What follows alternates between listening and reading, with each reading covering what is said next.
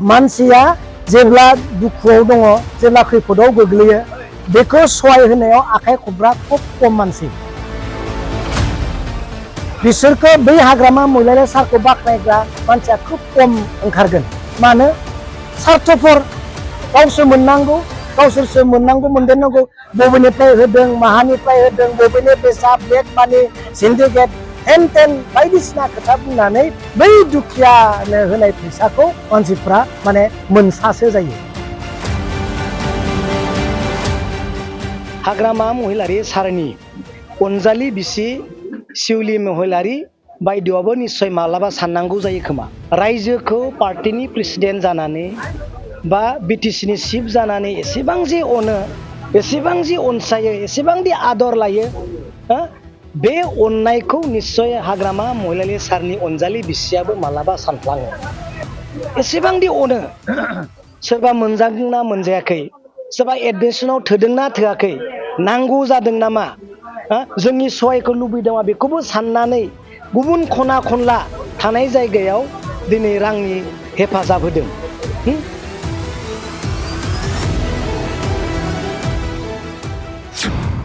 गिबियावनो हाग्रामा महिलारि सारनिसिम साबायखर। गिबियावनो जोङो हाग्रामा महिलारि सारखौ जोबोद जोबोद साबायखर बावनांगोन। बिथांनि अननाय आरो महिमाखौ रायजोआ मिथिगौ आरो सानस्लाबनो हाया। बिथांनि अननाय आरो महिमाखौ रायजोआ मिथिगौ आरो मालाबा सानस्लाबनोबो हाया। कर्नाटक सरातकालनि एनआइटिआव थामथि सेमिस्टाराव फरायगासिनो थानाय धोरोमसा बर'नो 3,50,000 रांनि अनसुंथाइ।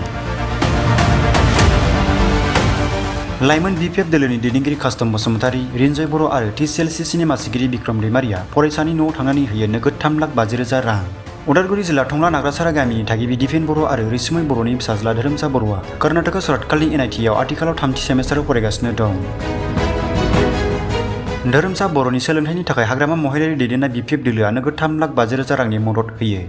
बे अनसुंथाइ होनायखौ लानानै टिसिएलसिसिनि मासिगिरि बिक्रम दैमारिया शिउलि महिलारि मेडामाबो माब्लाबा साननांगौ जायो खोमा गावनि फिसाया बेसेबांनि अननाय होयो बिटिसिनि रायजोखौ माब्लाबा गावनि दंनायनिफ्रायनो रायजोनो अननाय होनायखौ रावबो बावनाय नङा।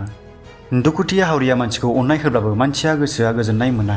बबेनिफ्राय होदों सोर होदों मानो होदों बहानि मोनदों बेफोरखौ हिसाब लानोसो मोजां मोनो।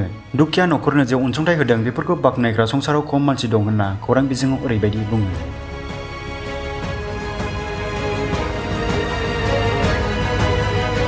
गिबियावनो जोङो हाग्रामा महिलारि सारखौ जोबोद जोबोद साबायखर बावनांगोन। बिथांनि अननाय आरो महिमाखौ रायजोआ मिथिगौ आरो मालाबा सानस्लाबनोबो हाया।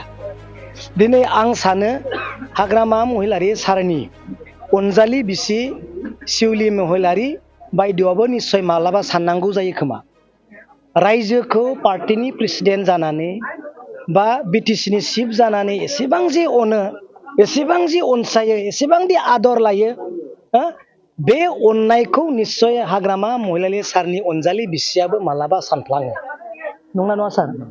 एसेबां दि अनो सोरबा मोनजादोंना मोनजायाखै सोरबा एडमिसनाव थोदोंना थोआखै नांगौ जादों नामा जोंनि सहायखौ लुबैदोंमा बेखौबो साननानै गुबुन खना खनला थानाय जायगायाव दिनै रांनि हेफाजाब होदों। बेखौ दिनै जोङो गनायनानै लानांगोन आरो साबायखर बावनांगोन। बे नोंथाङा सोंनाय बायदि मानसिया जेब्ला दुखुआव दङ जेब्ला खैफोदाव गोग्लैयो बेखौ सहाय होनायाव आखाइ खबग्रा खुब खम मानसि बिसोरखौ बै हाग्रामा महिलारि सारखौ बाख्नायग्रा मानसिया खुब खम ओंखारगोन मानो सार्थफोर गावसोर मोननांगौ गावसोरसो मोननांगौ मोनदेरनांगौ बबेनिफ्राय होदों माहानिफ्राय होदों बबेनि बेसाद ब्लेक मानि सिन्डिकेट हेन टेन बायदिसिना खोथा बुंनानै बै दुखियानो होनाय फैसाखौ मानसिफ्रा माने मोनसासो जायो। नाथाय इसोरनि आशीर्बादा जोंजों थागोन जाया होदों जाया अनदों अननाय मोनफिनगोन नङा होमबा? दा बेखौनो बुंनो सानदों सोरबा ब्लेक मानि होनब्लाबो बेयाव बुंनांगौ जेबो गैया सोरबा व्हाइट मानि होनब्लाबो बेयाव बुंनांगौ गैया। दुखिया न'खरनि फरायसाफोरा एडमिसन खालामनो फैसा मोनदों हाग्रामा महिलारि सारा पार्टीनि प्रेसिडेन्ट जानानै आरो बिटिसि चिफ जानानै दिनै बेबायदि अनसुंथाइ होदों बेखौ हयथ' बिटिसिनि रायजोआ रावबो बावनाय नङा आरो गोसोखाङालासे थानो हाया। News desk BTC live 12।